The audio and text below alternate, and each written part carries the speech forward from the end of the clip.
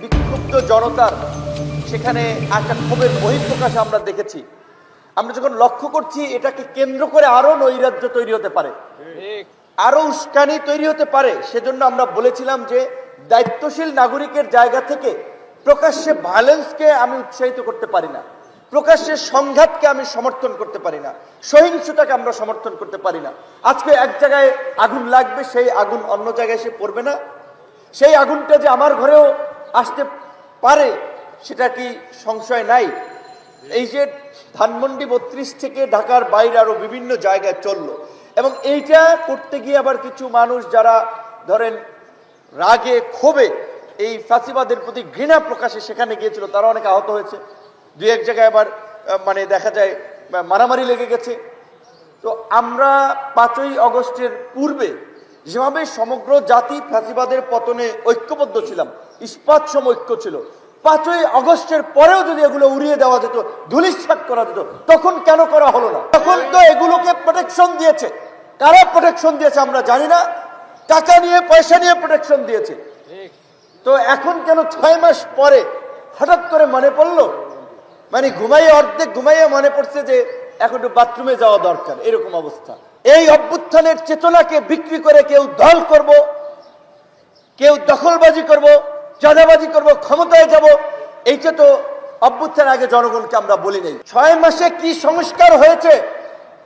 খালি টেলিভিশনের হেডলাইন হচ্ছে, পত্র পত্রিকায় লেখা হচ্ছে, শ্বেতপত্র প্রকাশ করেছে নাকি 28 লক্ষ কোটি টাকা পাচার করেছে। কারা কারা 28 লক্ষ কোটি টাকা পাচার করেছে নাম এসেছে আপনাদের সামনে? কারা কারা ব্যাংক থেকে, এই যে গত কয়েক বছরে ব্যাংক, শেয়ার বাজার, বিভিন্ন প্রতিষ্ঠান থেকে লক্ষ লক্ষ কোটি টাকা পাচার করেছে, দেশের বাইরে নিয়ে গেছে, কয়েকজনের নাম এসেছে?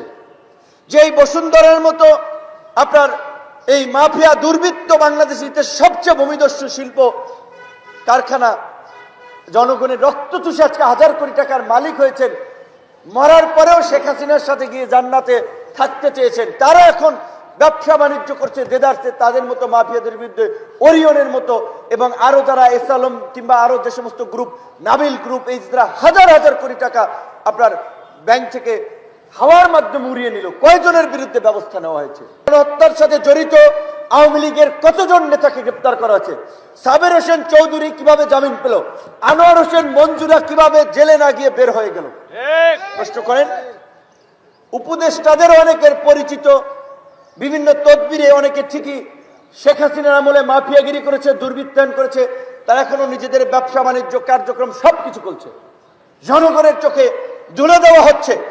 বিপ্লবের নামে জনগণকে উস্কানি দিয়ে আরেকটা দেশে নৈরাজ্য তৈরি করার একটা প্রয়াস নিয়ে তারপরে যেন থার্ড পার্টি ক্ষমতা টেক ওভার করতে পারে, আবার যেন আমরা ভুক্তভোগী হই, সেই পরিস্থিতির দিকে আমাদেরকে ঠেলে দিচ্ছে। রাজনৈতিক কর্মীদের অবশ্যই সে যেই দলের হন না কেন, বিএনপির হন, জামাতের হন, গণ অধিকার হন, বামপন্থীদের, ডানপন্থীদের, রাজনৈতিক দলের নেতা কর্মীদের সুনির্দিষ্ট নির্দেশনা ছাড়া অতি উৎসাহী কর্মকাণ্ডে যুক্ত হওয়া উচিত না। মব উস্কে দিয়ে উৎসাহিত করে একটা নৈরাজ্যের দিকে যদি ঠেলা হয়, সেটা দেশের জন্য কারোর জন্য ভালো হবে না। 6 মাস কি করেছেন? 5ই আগস্ট থেকে 8ই আগস্ট সরকার ছিল না, এই বিপ্লবী ছাত্র জনতার দখলে ছিল, তখন কেন মাটির সাথে মিশিয়ে দিলেন না? এখন এইখানে ঘটনা ঘটছে, পাকিস্তান রিয়্যাক্ট করছে, ভারত রিয়্যাক্ট করছে। আমরা কি বিদেশিদের আরেকটা কুরুক্ষেত্রে পরিণত হব? নির্বাচিত সরকার ছাড়া বিদেশি বিনিয়োগ আসবে না, গার্মেন্টস এর অন্যান্য ইন্ডাস্ট্রিতে নতুন আপনার পরিবেশ খুলবে না ব্যবসা বাণিজ্যের।